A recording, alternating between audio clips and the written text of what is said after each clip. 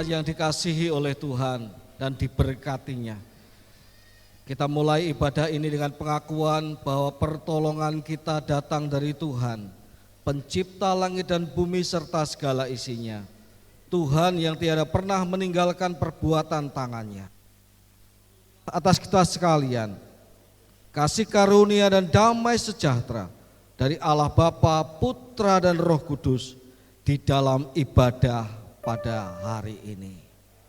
Bapa yang baik, yang kami muliakan, yang punya rencana indah dalam kehidupan kami, yang oleh karenanya Engkau menuntun kami hingga sekarang ini sebagai orang-orang yang telah Engkau selamatkan, tapi sekaligus juga Engkau pakai dalam kehidupan kami sehari-hari. Engkau mengasihi kami dan memberkati kami. Hari ini kami datang kepadamu dengan penuh sukacita ya Tuhan. Kami percaya akan Allah yang berkarya atas kehidupan kami. Maka biarlah kami boleh bersukaria, memuji, menyembah Engkau, mendengarkan firman-Mu dalam ibadah ini. Dan berkatilah kami dalam ibadah ini. Dan dari awal sampai pada akhirnya, Engkau saja ya Tuhan yang memimpin kami. Dan Engkau saja yang dipuji-puji dan dipermuliakan. Terima kasih Tuhan. Kami mulai ibadah ini di dalam nama Tuhan Yesus Kristus. Amin. Selamat beribadah, Tuhan memberkati kita semuanya. Shalom jemaat yang kasih Tuhan. Apa kabar pagi hari ini? Apa kabar pagi hari ini? Luar biasa, karena kita punya Allah yang luar biasa. Amin. Berikan kemuliaan bagi Allah kita. Jika setahun kemarin kita sudah bisa melewati kehidupan kita dengan baik dan sehat, pada pagi hari ini kita percaya bahwa Tuhan yang sama yang juga akan memelihara kehidupan kita sepanjang tahun ke depan. Amin. Mari kita mau naikkan pujian syukur kita. Kita mau bersyukur karena kita punya Allah yang baik, Allah yang selalu memelihara kehidupan kita, Allah yang setia, yang tidak pernah meninggalkan setiap anak-anak yang dikasihinya.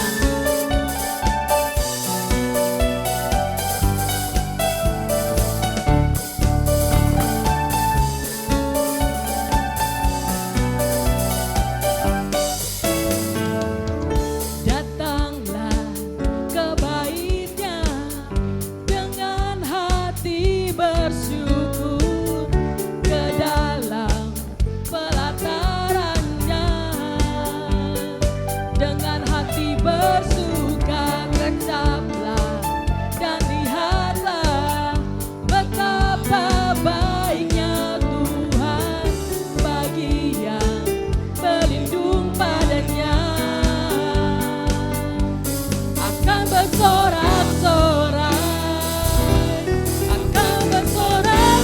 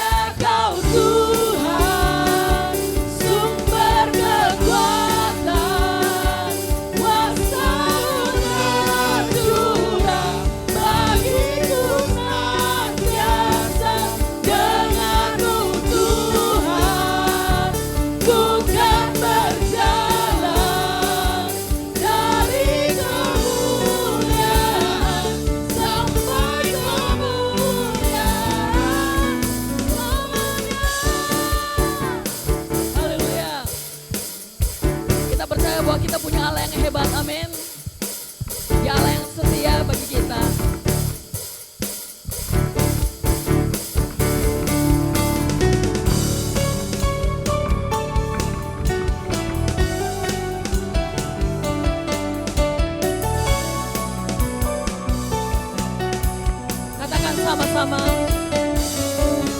Yesus kaulah Raja dalam hidupku, berkuasa berjaya untuk selamanya. Yesus kaulah Raja dalam hidupku, berkuasa berjaya untuk selamanya.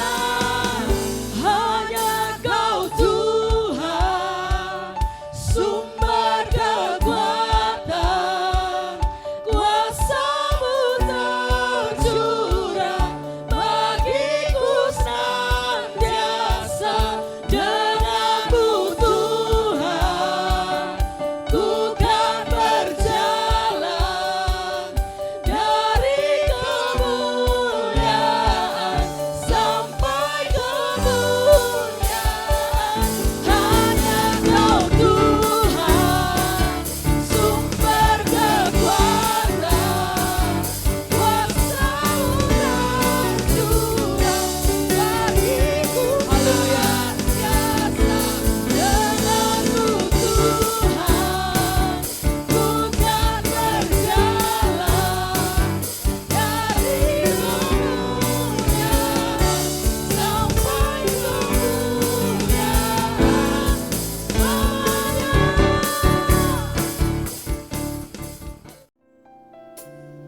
Ya Tuhanku,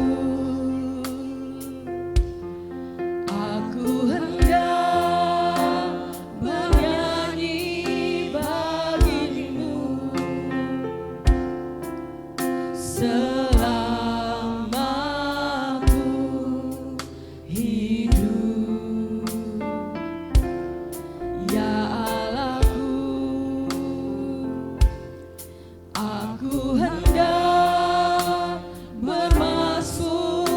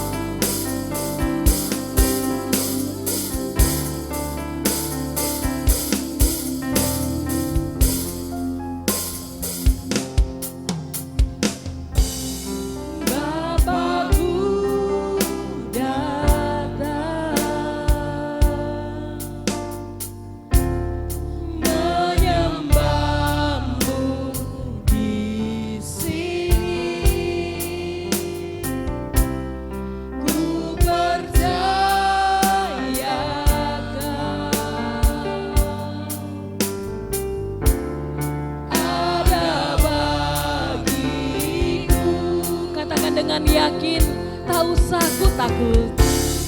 Tak usah ku takut, sebab Kau sertaku. Tak usah ku bimbang, Kau di dalamku. Tak usah ku cemas, Kau penghiburku. Saat ku lemah, Kau kuatku. Ku nyanyi haleluya,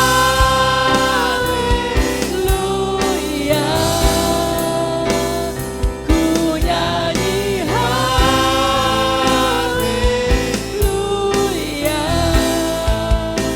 Sungguh Kau hebat, ajaib perkasa perbuatanmu. Oh haleluya,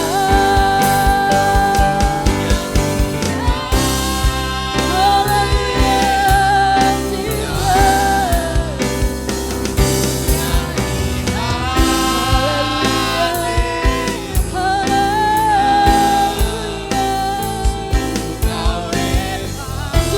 Kau Allah yang hebat, Kau Allah yang ajaib Tuhan.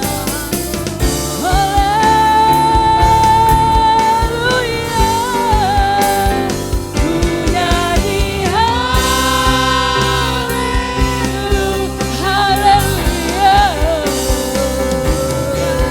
oh haleluya. Sungguh terima kasih Tuhan, terima kasih Tuhan, terima kasih ya Tuhan. Haleluya,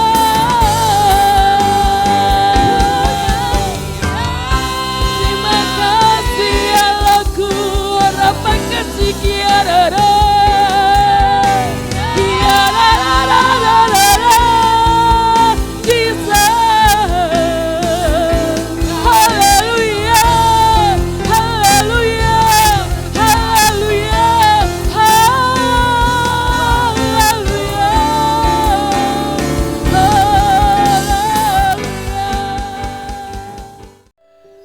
Terpujilah Engkau Bapa yang perkasa, sungguh ajaib kasih-Mu dengan memberikan putra-Mu bagi kami. Dan sungguh hebat Engkau Tuhan kami Yesus Kristus, Engkau taat dan setia, bahkan setia sampai mati di kayu salib. Terima kasih Roh Kudus, karena Engkau menyertai kami sampai kesudahan zaman. Terima kasih Engkau selalu ada di dalam kami. Terima kasih Bapa, Engkau ada hadir di tengah kami saat ini. Karena Engkau adalah roh dan kebenaran, kami menyembah Engkau di dalam Yesus Kristus. Terima kasih Bapa, terpujilah Engkau, dan saat ini kami siap juga merenungkan kebenaran firman-Mu yang telah tertulis dalam setiap hati kami. Dan pagi ini kami bersama-sama untuk mengkonfirmasi kebenaran firman-Mu dalam hidup kami. Terpujilah Engkau Bapa, terima kasih Tuhan Yesus. Hanya dalam Tuhan Yesus kami ucap syukur dan berdoa. Haleluya, amin. Dan pagi ini kita akan belajar satu bagian firman Tuhan. Kalau kita lihat sepintas di gambar, ada tuh gambar all and new. Saya yakin setiap kita baru melewatinya. Kalau pemahaman kita all and new adalah tahun kemarin dan tahun ini. Dan kalau kita arah panah, all itu selalu di belakang, new ke depan. Yang artinya kalau dalam tema tema besar dari gereja kita tahun ini adalah aku melupakan apa yang ada di belakangku dan mengarahkan pandanganku ke depan dan berlari-lari untuk mengejar kepada tujuan untuk mendapatkan hadiah. Dan itulah yang akan kita belajar pagi ini untuk mengarah ke situ. Pertanyaannya di situ saya kasih judul adalah pembaruan perjanjian sama dengan perjanjian baru. Pertanyaannya, sama nggak kedua statement itu? Apakah pembaruan perjanjian itu sama dengan perjanjian baru? Sama begitu? Seharusnya berbeda. Karena pembaruan perjanjian adalah perjanjian yang sudah ada, diperbaharui, diberi penekanan, sehingga temanya, intinya tidak berbeda dengan perjanjian yang sudah ada. Tetapi kalau perjanjian baru ada sesuatu perjanjian yang isinya sama sekali berbeda dengan perjanjian yang sudah lalu. Nah, untuk itu mari kita mau melihat bagian firman Tuhan. Bisa dicoba di ini, next kan itu agak ini.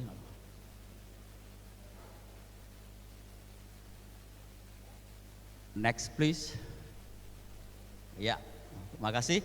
Jadi pada pagi ini kita akan belajar dari firman Tuhan yang kita ambil dari Yohanes pasal 4 dari ayat 3 sampai 42. Dan tolong nanti kita bisa masih melihat di Alkitab kita atau mau lihat di depan bisa, jadi kita simak bersama-sama. Kita baca bersama-sama. Di sini katakan, ia pun, yaitu Yesus meninggalkan Yudea dan kembali lagi ke Galilea. Ia harus melintasi daerah Samaria. Maka sampailah ia ke sebuah kota di Samaria yang bernama Sikar, dekat tanah yang diberikan Yakub dahulu kepada anaknya Yusuf. Jadi kita melihat di sini bahwa setelah sebelumnya dalam pasal 3, Tuhan Yesus mengajar di Yudea. Di situ dikatakan bahwa jumlah murid yang dibaptis oleh Tuhan Yesus, dan pengertian bukan dibaptis oleh Yesus tapi oleh murid-muridnya, itu lebih banyak dari yang dibaptis oleh Yohanes Pembaptis. Sehingga di situ dimanfaatkan oleh ahli Farisi dan ahli Taurat untuk jadikan satu pertentangan antara Yohanes dan Yesus. Dan setelah Tuhan Yesus mengetahui itu, Tuhan menghindar dan kembali ke Galilea. Nah, untuk umah-umah ini kita lihat dulu bagaimana peta perjalanan dan kondisi di lapangan seperti apa. Bisa tolong di next lagi? Ya. Kalau kita perhatikan map di sini, itu Israel kalau saat itu terbagi, Yudea itu berasal di posisi di selatan, Samaria terletak di tengah-tengah, dan di atasnya adalah Galilea. Jadi bangsa Israel, mereka kalau mau ke Galilea, ke Yudea, atau dari Yudea ke Galilea, mereka tidak pernah melewati langsung terobos lewat Samaria. Kenapa? Mereka biasanya akan lewat dulu ke sini ke Dekapolis, menyeberangi sungai Yordan, sebelah sini lagi ke barat lagi, nyebrang lagi, jadi 2 kali seberang sungai Yordan baru datang ke Yudea. Atau mereka melewati jalan pesisir sini untuk sampai kepada Galilea. Kenapa mereka tidak mau lewat di Samaria? Saya yakin kita sudah pernah dengar Samaria itu katanya artinya adalah, Samaria artinya law keeper atau penjaga hukum Taurat. Kenapa? Kita tahu bahwa setelah Salomo wafat, kerajaan bangsa Israel yang waktunya terdiri dari 12 suku terpecah menjadi 2, yaitu kerajaan selatan dari Yehuda dan Benyamin, kerajaan utara sisanya 10 suku. Nah, kita tahu Tuhan Yesus yang satu atau Allah kita yang memberikan satu perintah yang paling krusial bagi bangsa Israel adalah supaya mereka jangan ada Allah lain dalam kehidupan mereka. Kita tahu sejarah mencatat bagaimana Samaria, karena ketidaktaatan mereka akhirnya beralih menyembah kepada Tuhan lain. Akhirnya Tuhan katakan, aku akan menyerakkan engkau ke seluruh penjuru bumi, dan tanah pun akan dibiarkan gersang. Dan kita tahu akhirnya pada tahun 722 kerajaan Asyur datang menyerang dan menawan kota Samaria, dan semua penduduk, orang kaya, orang berpendidikan, orang yang masih muda yang potensi bekerja, semua diasingkan. Dikatakan tercatat kurang lebih 30.000 jiwa, dan yang tertinggal adalah orang miskin, petani, atau orang yang sempat melarikan diri. Nah, setelah kota Samaria kosong, Raja Asyur memberikan atau mengirim penduduk pengganti ke kota Samaria.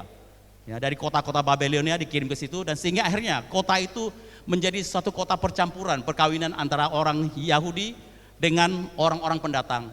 Sehingga dengan demikian mereka sekarang adalah satu bangsa yang tercampur. Jadi mereka satu sisi mempertahankan Taurat, satu sisi pendatang baru membawa agama mereka, dan mereka bercampur, dan sehingga bangsa ini di hadapan orang Yahudi, mereka adalah bangsa kelas 2. Jadi terjadi permusuhan antara bangsa Yahudi dan orang Samaria. Dan dikatakan karena mereka orang Samaria itu satu hal yang khas apa? Mereka tuh percaya kepada hanya hukum Taurat, 5 hukum Taurat itu, 5 kitab dari Musa. Kitab lain mereka tidak akui. Kenapa? Kalau di kitab-kitab perjanjian lama kita tahu yang diceritakan kehebatan kayak Daud, Salomo itu orang Yudea, orang selatan. Jadi mereka mengubah tempat ibadah dalam perjanjian lama. Orang Yahudi katakan bahwa pusat penyembahannya adalah di Yerusalem.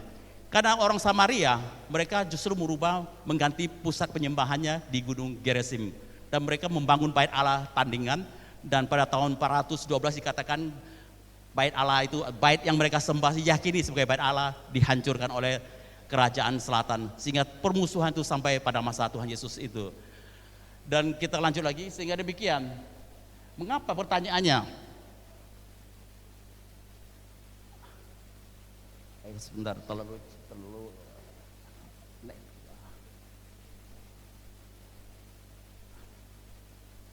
kok jauh ke si belakang, tadi ke back dulu coba.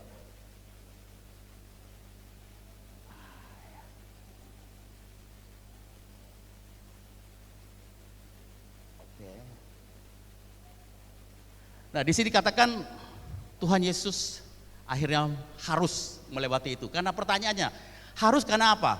Apakah karena Tuhan mengejar waktu untuk bisa sampai ke Galilea? Tapi bukan, dibalik keharusan Tuhan untuk datang itu karena ada satu skenario, satu tujuan Tuhan yang Tuhan ingin jumpai, yaitu ada seorang wanita Samaria yang kita akan lihat lebih lanjut bagaimana peristiwa itu terjadi. Next, nah. Di sini dikatakan sampailah ia ke sebuah kota di Samaria yang bernama Sikar dan dekat tanah yang diberikan Yakub dahulu kepada anaknya Yusuf. Kalau kita buka di Alkitab kita, kata Sikar itu hanya muncul sekali, kata Sikar. Dan diyakini dalam para ahli kitab, Sikar itu sebenarnya seharusnya adalah Sikem.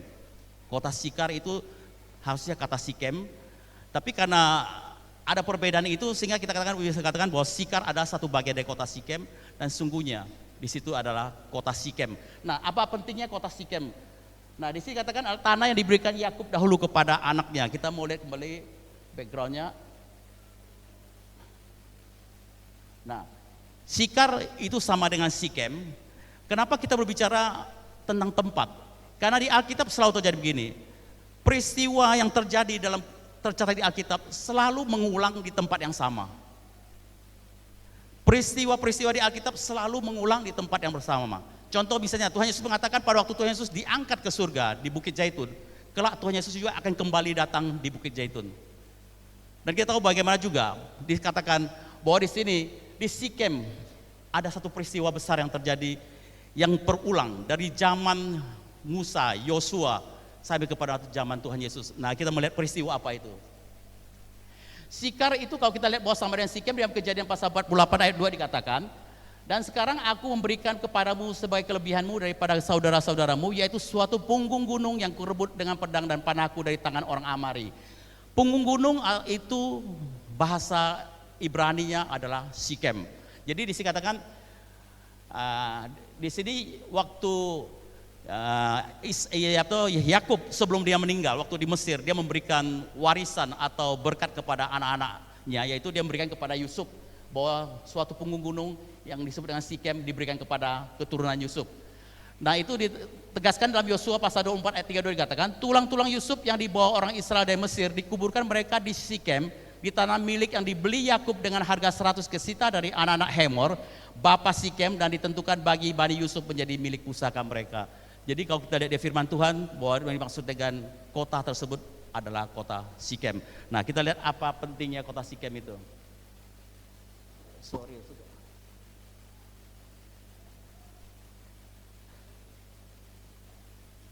Nah, kita tahu kota Sikem dari background sejarahnya itu satu kota yang penting, di mana pada saat Abraham dipanggil Tuhan untuk keluar dari tanah Asyur untuk masuk ke tanah perjanjian, tempat yang pertama didatangi adalah di Sikem itu, dan Tuhan menjanjikan bahwa di situ dia membuat altar, dan Tuhan katakan seluruh tanah Kanaan ini akan diberikan kepada Abraham.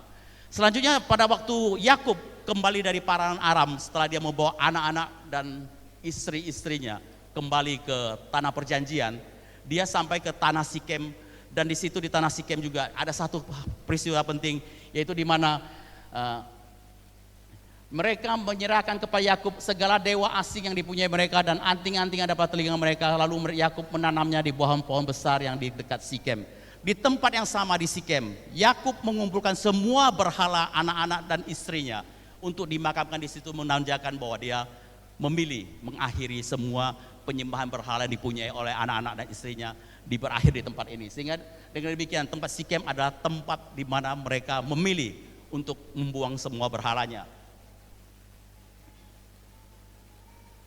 Dan apa yang penting dari tempat ini? Kita tahu Pada waktu Musa memberikan petua kepada bangsa Israel setelah mereka 40 tahun berkeliling di padang gurun dan mereka setelah mendekati gerbang untuk masuk ke tanah perjanjian, Musa mengingatkan kepada bangsa Israel, khususnya diberikan pesan kepada Yosua, supaya nanti setelah mereka masuk ke tanah perjanjian, mereka harus membuat satu perjanjian atau satu ikrar atau sumpah, dan mengambil tempat di Sikem.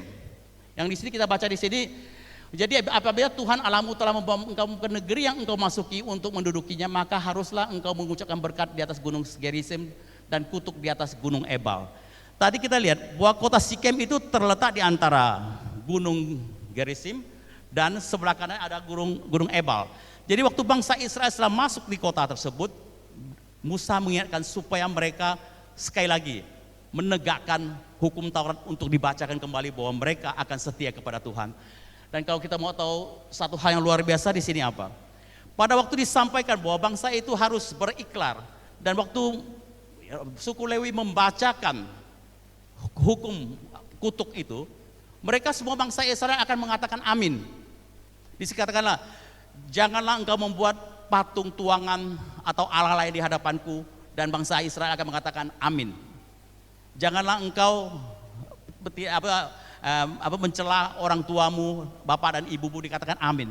Tetapi pada waktu disampaikan berkat, bahwa diberkatilah engkau di kota maupun di luar, atau berkati adonanmu, rotimu, diberkatilah buah tubuhmu dan segalanya, itu mereka tidak pernah mengatakan amin. Kenapa? Dalam perjanjian lama, mereka kalau kutuk disampaikan, mereka akan mengatakan amin. Kebalikan dengan zaman kita sekarang, kalau kita mendengar ada yang dibacakan itu kutuk, pasti kita diam. Tapi kalau sebuah firman yang sampaikan bersifat berkat, kita katakan amin. Betul seperti itu? Nah, kita lihat, kenapa begitu? Karena dalam perjanjian lama yang diutamakan adalah perbuatan ketaatan bangsa Israel. Karena tahu bahwa dikatakan hukum Taurat sesungguhnya diberikan untuk bangsa Israel. Dan itu sebagai contoh bagaimana dia dididik suatu bangsa yang mengenal Tuhan dengan perilaku dan segala yang terbaik akan menjadi contoh terbaik. Ternyata kita tahu bangsa Israel gagal. Nah, kalau untuk lebih lanjut nanti bisa dibaca dalam Ulangan pasal 27 dan 28. Nah, tadi gunung Gerisim itu ada di sebelah kiri, Sikem di tengah-tengahnya, dan gunung Ebal di sebelah kanannya. Di sini ada kota yang akhirnya menjadi tempat pembangunan bait Allah oleh bangsa Samaria, dikatakan tidak sebagai tempat pengganti dari Yerusalem. Nah, kita tahu setelah bangsa Israel masuk ke tanah perjanjian, dan karena Musa tidak masuk, Yosua melaksanakan apa yang diperintahkan oleh Musa tersebut pada saat itu, yaitu di kota Sikem. Dan selanjutnya kita baca lagi di sini, 20 tahun kemudian. Kenapa 20 tahun kemudian? Karena pada waktu Yosua berumur sudah ujur dan hampir mati, kita tahu Yosua waktu memimpin bangsa Israel masuk ke tanah perjanjian berumur 80 tahun. 20 tahun kemudian dia sekitar berumur 100 tahun, karena dia matinya pada umur 110 tahun. Dia kembali mengingatkan, membuat pembaruan perjanjian di Sikem.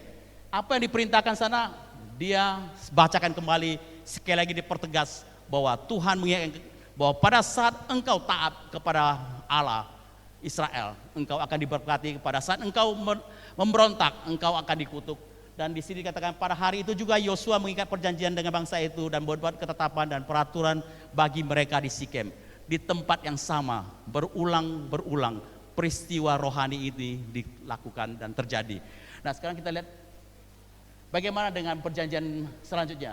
Di dalam Yohanes pasal 4 dari ayat 6 dan 7 dikatakan, di situ terdapat sumur Yakub. Yesus sangat letih oleh perjalanan karena ia duduk di pinggir sumur. Hari kira-kira pukul 12, maka datanglah seorang perempuan Samaria hendak menimba air. Kata Yesus kepadanya, berilah aku minum. Jadi kita perhatikan, ini ada satu gambaran bagaimana Tuhan Yesus waktu sudah perjalanan sampai ke Sikem. Dia duduk di pinggir kolam di Sikem tersebut, dikatakan di situ itu kira-kira pukul 12 datanglah seorang wanita Samaria untuk mengambil air minum. Pertanyaan kita selalu begini, kalau ibu-ibu atau para putri, kalau Anda disuruh keluar ke ruangan antara pagi dan sore dan siang, pilih jam berapa? Kalau saya yakin sih ibu-ibu pasti pilih jam 12 supaya bisa menghitamkan kulit gitu ya. Enggak, pasti kalau ibu-ibu atau perempuan atau gadis-gadis pasti akan menghindari mengambil waktu pagi atau sore, menghindar dari matahari. Kenapa? Karena kalau pada pagi hari pasti semua orang Samaria, ibu-ibu atau gadis-gadisnya pasti datang ke kolam untuk mengambil air. Benar? Atau sorenya karena matahari tidak, itu mereka akan datang. Kenapa wanita itu pilih pada waktu siang tepat? Karena saat itu adalah waktu yang paling sepi, tidak ada orang lain yang akan ke situ. Kenapa? Karena wanita Samaria ini adalah seorang yang dikatakan seorang yang secara sosial atau secara itu adalah seorang perusak rumah tangga orang. Karena pasti dia dikucilkan oleh bangsa Samaria sendiri, dia ditolak sehingga kehadirannya dimanapun dia akan berusaha menghindari sebanyak orang. Sehingga datang sendiri, tidak ada yang tahu. Tapi itulah rencana Tuhan lain. Pada saat itu dia bertemu dengan Tuhan Yesus dan Tuhan Yesus katakan, berilah aku air minum. Ini ada satu hal yang luar biasa, kenapa? Karena tadi orang Samaria dan orang Israel tidak pernah berkomunikasi, apalagi seorang laki-laki Israel berbicara kepada wanita Samaria.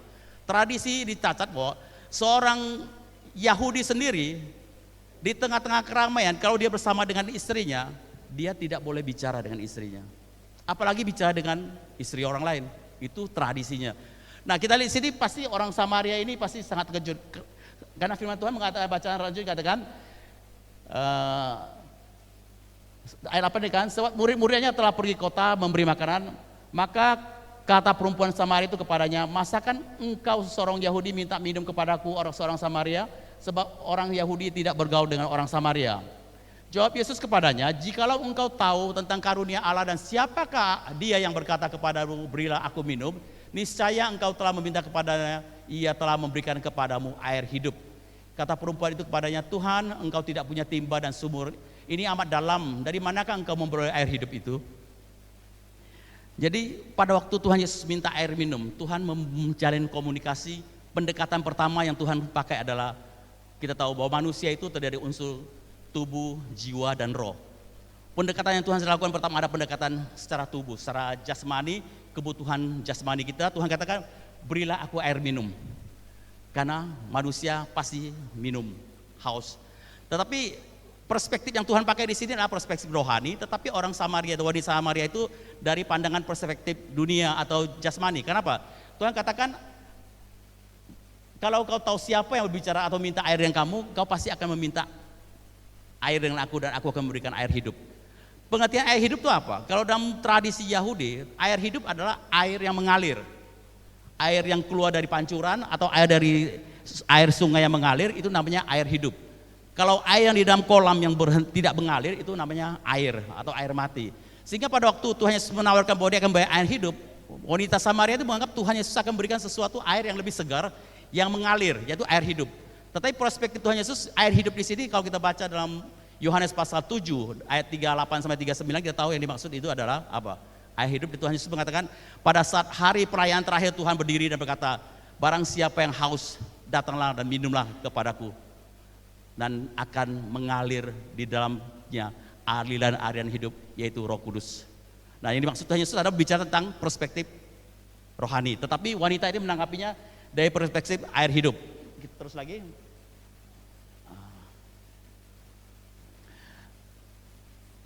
Tuhan Yesus mengatakan, barang siapa minum air ini, ia akan haus lagi.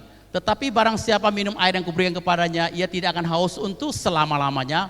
Sebaliknya air yang akan kuberikan kepadanya akan menjadi mata air dalam dirinya dan terus menerus memancar sampai hidup yang kekal. Kata perempuan itu kepadanya, Tuhan, berikanlah aku air itu supaya aku tidak haus dan tidak usah datang lagi ke sini untuk menimpa air. Walaupun Tuhan yang menjelaskan bahwa air hidup itu adalah sesuatu yang bersifat roh, tapi wanita itu tak menanggapi bahwa itu adalah air hidup yang dimaksud dengan air yang mengalir, yang kalau dia minum tidak akan haus lagi. Dan inilah satu perspektif kemampuan wanita itu memahami hanya sampai ke batas jasmani. Nah, karena dia secara jasmani dia tahu bahwa dia memang secara fisik butuh minum, itu ada kebutuhan pokok dalam hidupnya, bahwa manusia perlu makan dan perlu minum. Dan Tuhan Yesus sekarang menaikkan pemahamannya ke tingkat dimensi yang lebih tinggi, yaitu sampai ke dimensi jiwa. Di sini katakan, Kata Yesus kepadanya, pergilah, panggillah suamimu dan datang ke sini. Kalau kita berbicara suami, itu bicara sudah tingkat jiwa. Kan kita tahu biasa soulmate, belahan jiwa. Suami itu belahan jiwa kita, istri adalah belahan jiwa kita. Itu sudah menyangkut tingkat sosial. Jadi sudah menyentuh unsur jiwa. Dan di sini wanita ini mencoba mengkelit di hadapan Tuhan. Kita dikatakan, kata perempuan itu, aku tidak mempunyai suami. Tuhan mengatakan, panggillah suamimu. Kalau aku tidak punya suami, konotasi pengertiannya apa? Kalau udah bahasa Inggris dikatakan, I'm single. Tuhan bilang panggil suami, dikatakan saya belum menikah. Padahal mungkin dia mau itu ya istilah mengkibuli Tuhan bahwa dia belum menikah. Dia katakan saya belum menikah. Tetapi Tuhan Yesus secara telak mengatakan, kata Yesus kepadanya, tepat katamu bahwa engkau tidak mempunyai suami, sebab engkau sudah mempunyai 5 suami dan ada sekarang padamu bukanlah suamimu, dan hal ini engkau berkata benar. Kata perempuan itu kepadanya, Tuhan nyata sekarang padaku bahwa engkau seorang nabi. Tadi dia panggilnya seorang tuan, sekarang dia memahami bahwa Yesus adalah seorang nabi.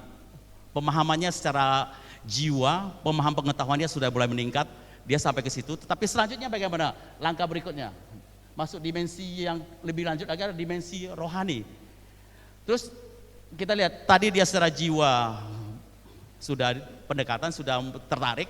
Sekarang masuk ke masalah kejiwaan, dia sudah tahu bahwa belangnya terbuka, kondisinya seperti apa, tidak bisa disembunyikan dari Tuhan. Sekarang Tuhan masuk ke dimensi yang lebih tinggi, lebih dimensi yang paling inti, yaitu dimensi rohani ya.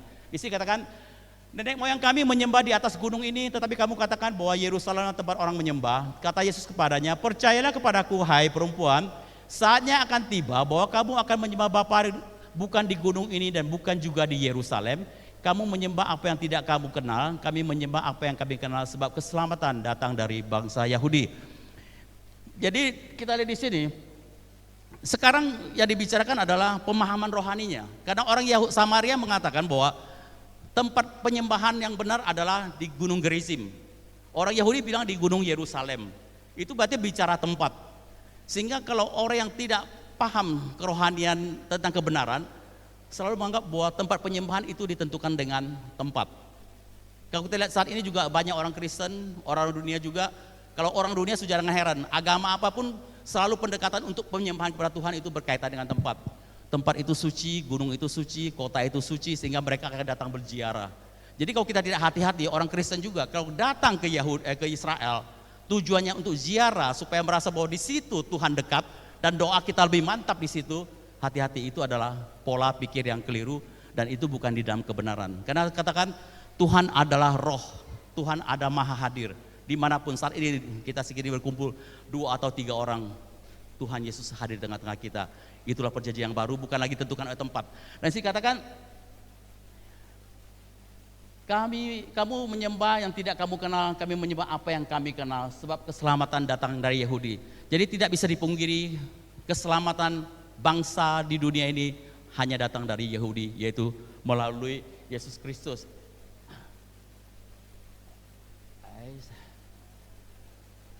Nah, maka Tuhan Yesus katakan terus ayat 23 katakan, tetapi saatnya akan datang dan sudah tiba sekarang bahwa penyembah-penyembah benar akan menyembah Bapa dalam roh dan kebenaran.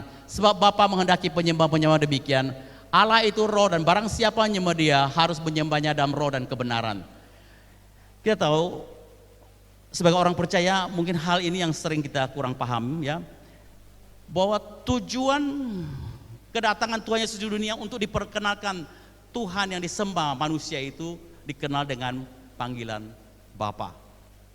Jadi dalam perjanjian lama kita tahu bahwa Tuhan bisa dikenal sebagai El Elyon, artinya Allah yang maha tinggi, El Shaddai, Allah yang maha kuasa, Elohim, Allah yang menciptakan langit dan bumi, atau Yehova, yaitu Allah yang menjaga perjanjiannya. Dan itu adalah nama-nama Tuhan dalam perjanjian lama. Itu ada istilah predikat Tuhan. Dan Tuhan Yesus mau bahwa sebenarnya Allah kita dikenal dengan panggilan Bapa. Jadi kadang-kadang kita juga merasa miris, ada gereja tertentu yang mencoba selalu menunjukkan dalam pengajarannya Tuhan itu Tuhannya Yehova. Jadi selalu dikatakan Tuhannya pakai Yehova, tidak mau pakai nama Tuhan Yesus. Pertanyaannya, apakah itu yang disembah sama dengan nama Yesus yang kita sembah?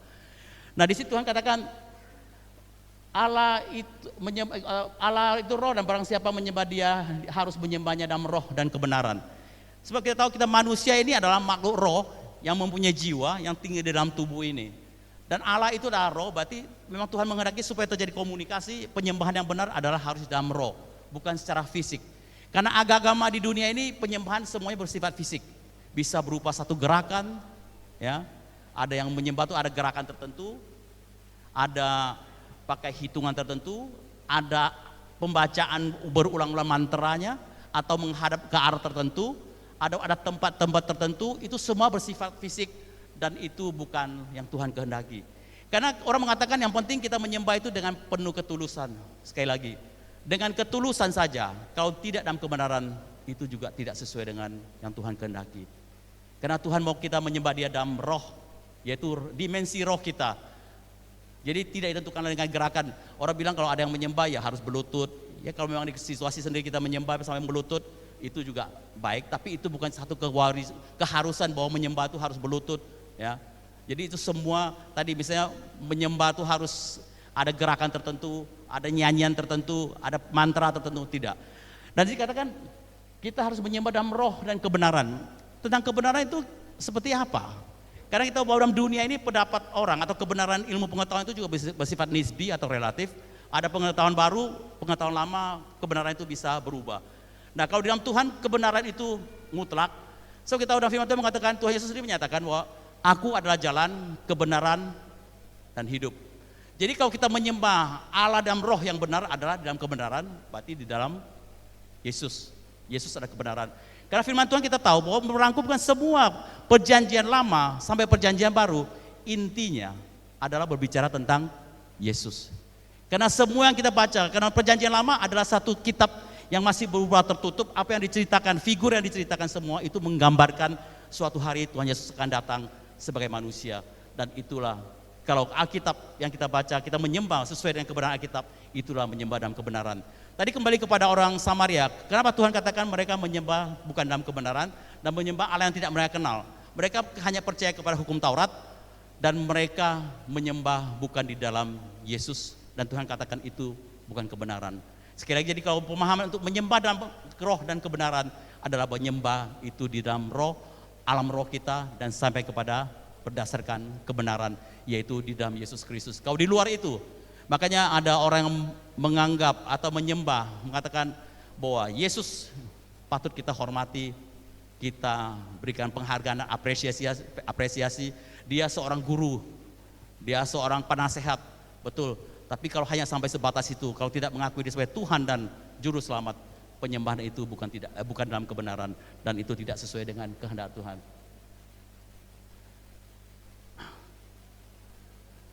Kita lagi dalam Yohanes pasal 4:25 katakan, jawab perempuan itu kepadanya, aku tahu bahwa Mesias akan datang, yang disebut juga Kristus. Apabila ia datang, ia akan memberikan segala sesuatu kepada kami. Kata Yesus kepadanya, akulah dia yang sedang berkata-kata dengan engkau. Maka perempuan itu meninggalkan tempayannya di situ, lalu pergi ke kota dan berkata kepada orang di situ, mari lihat, di sana ada seorang yang mengatakan kepadaku segala sesuatu yang telah kuperbuat. Mungkinkah dia Kristus itu? Maka mereka pun pergi keluar kota datang kepada Yesus. Dari awal pembaca kita tahu bahwa tujuan perempuan Samaria ini datang ke sumur itu untuk ambil apa? Ambil air kan? Tapi di sini katakan ia meninggalkan tempayannya di situ. Tujuan awalnya, pemahamannya pertama adalah untuk memenuhi kebutuhan jasmani ya dia.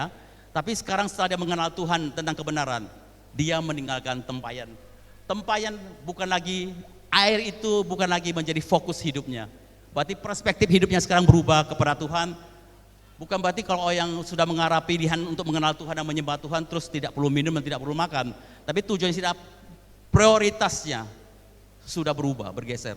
Dari kebutuhan mencari air minum tok, sekarang setelah tahu Tuhan Yesus itu Tuhan dan Juru Selamat dan Mesias, dan dia meninggalkan itu dulu. Bukan berarti dia tidak minum lagi suatu hari, tapi sekarang prioritasnya sudah berubah. Dan di sini pertama kali ya di Alkitab dikatakan bahwa Kristus menyatakan dirinya sebagai Mesias. Kalau kita baca di Alkitab kita dalam perjanjian baru, hanya di sini Tuhan Yesus menyatakan dirinya sebagai Mesias kepada siapa? Kepada orang Samaria. Kenapa tidak kepada orang Israel? Nah, kita lihat dulu di sini.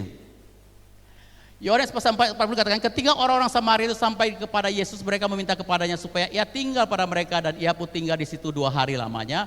Dan lebih banyak lagi orang menjadi percaya karena perkataannya. Dan mereka berkata kepada perempuan itu, kami percaya bukan lagi karena apa yang kau katakan, sebab kami sendiri telah mendengar dia dan kami tahu bahwa dialah benar-benar juru selamat dunia. Sebenarnya kita tahu dalam pasal 4 ini, Yohanes pasal 4, sebelum pasal 4 pasal apa? Pasal 3. Pasal 3 berbicara tentang apa? Pasal 3 berbicara dengan pertemuan Yesus dengan Nikodemus. Dikatakan apa? Nikodemus datang berjumpa Tuhan pada waktu apa? Kebalikannya, yaitu pada waktu malam hari. Kenapa orang Nikodemus bertemu Tuhan Yesus malam hari? Karena dia adalah pemimpin umat, pemuka bangsa Israel. Dan dia takut dengan bangsa Israel yang kalau dia dilihat dia datang kepada Yesus, dia datang tengah malam supaya tidak ada yang tahu kedatangannya. Dan tujuan kedatangannya adalah mempertanyakan siapa Tuhan Yesus itu. Dan kalau kita tahu sebenarnya inti dari sini adalah Tuhan Yesus menjelaskan kepada dia tentang hal-hal yang rohani, bahwa segala manusia itu harus dilahirkan kembali. Bahwa itu bicara tentang roh. Tetapi kita tahu bahwa Nikodemus setelah bertemu dengan Tuhan Yesus, Tuhan memberikan kebenaran itu, dia tidak langsung percaya. Cerita di situ kita tahu bahwa dia tidak percaya. Itu menggambarkan bahwa tujuan pertama kedatangan Tuhan untuk memberitakan kebenaran ini tentang bahwa dia adalah Tuhan dan Juru Selamat, pertama yang betul, dia datang kepada bangsa Yahudi, yaitu yang diwakili oleh Nikodemus sebagai pemimpin bangsa Israel. Tapi dia menolak.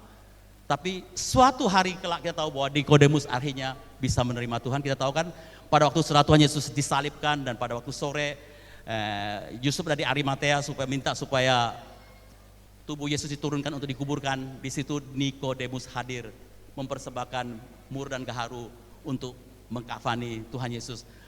Dan cerita bahwa orang Israel akan percaya tetapi ada waktunya.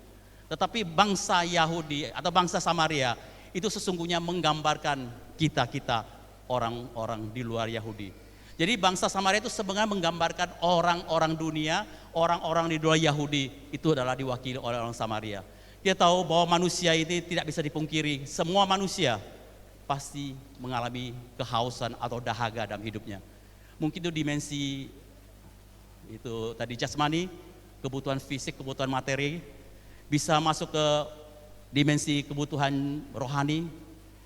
Kita tahu bagaimana dalam kehidupan manusia ini, sekalipun kita orang percaya, namanya konflik dalam bidang jiwani, khususnya dengan namanya soulmate atau pasangan hidup, tidak bisa dipungkiri.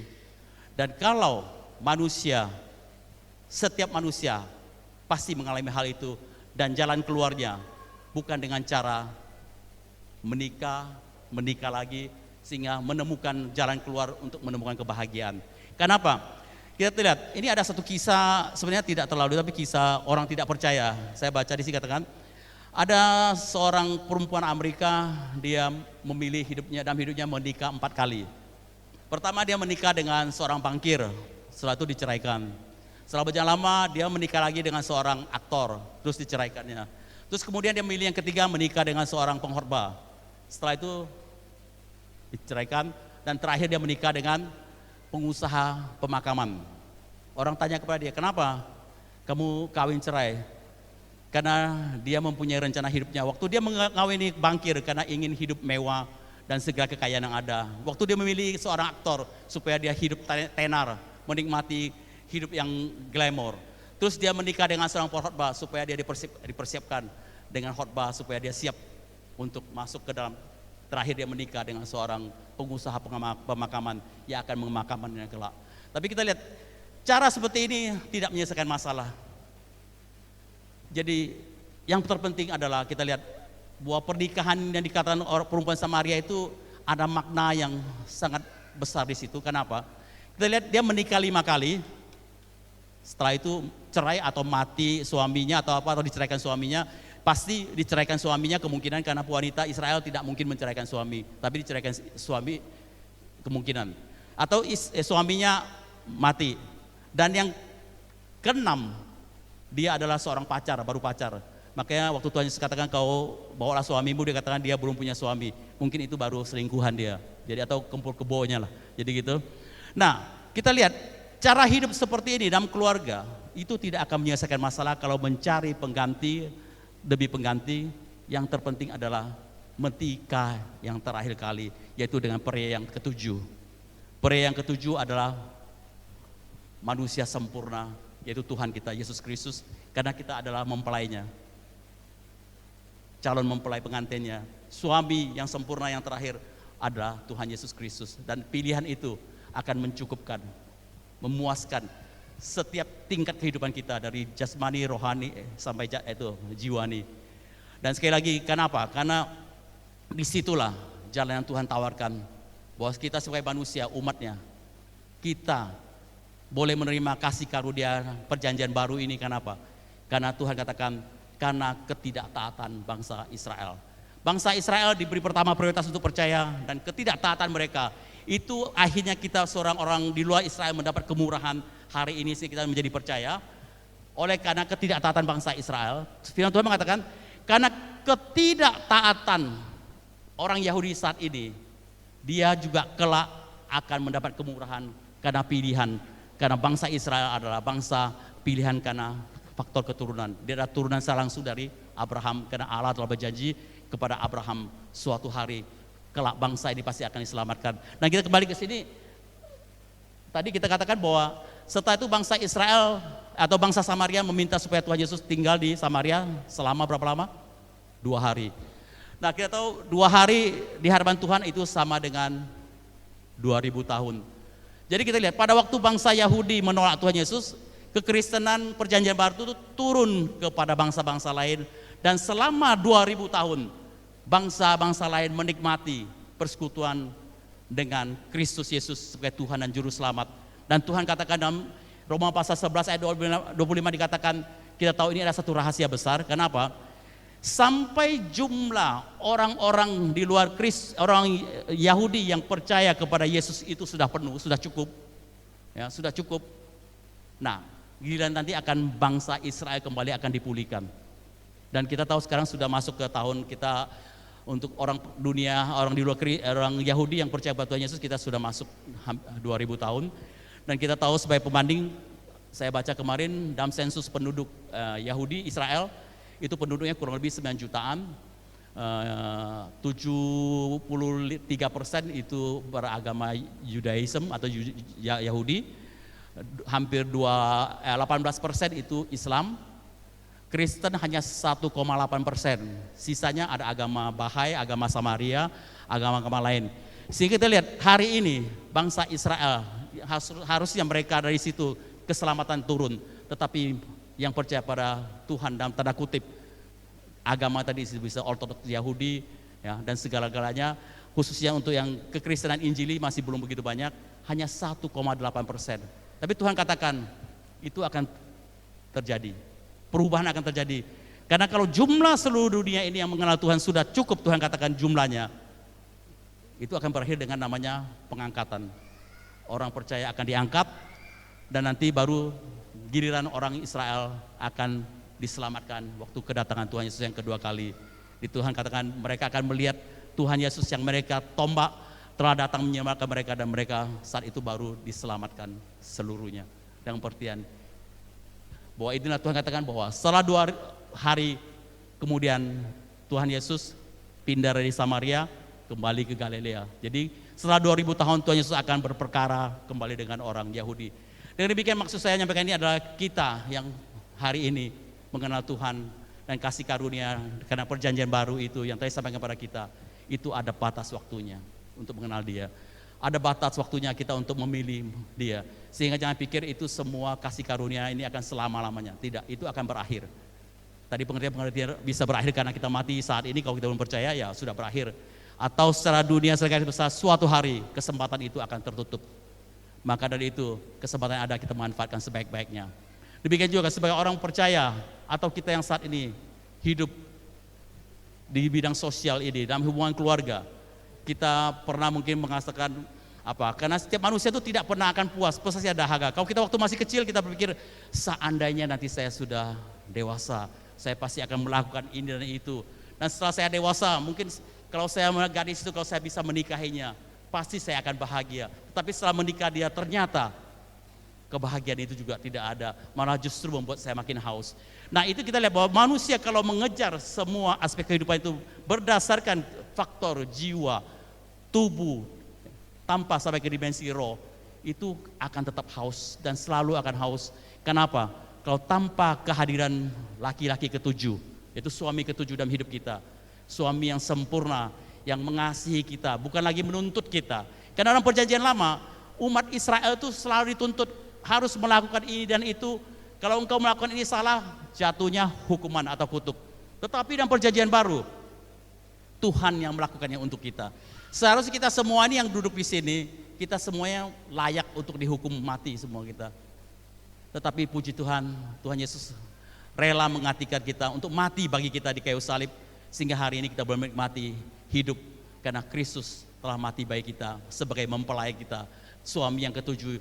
Dan dengan demikian kalau kita memahami ini, kalau masih ada keluarga yang mengalami pergumulan, bawalah permasalahanmu, berbicara, karena Kristus Yesus sekarang masih membuka pintu untuk datang. Dia sedang mendatangi Sikar atau Sikem, datang di kolam kehidupan Anda untuk bertemu dan bicara dengan Anda. Apapun masalah Anda, sampaikan kepada dia. Mungkin kalau kita memahami, karena di dalam Kristus Yesus, di situ ada kasih yang tak tersudahan, di situ ada pengampunan. Karena kita tahu bahwa permasalahan dalam rumah tangga, apapun yang terjadi, itu pasti satu. Karena tidak ada pengampunan.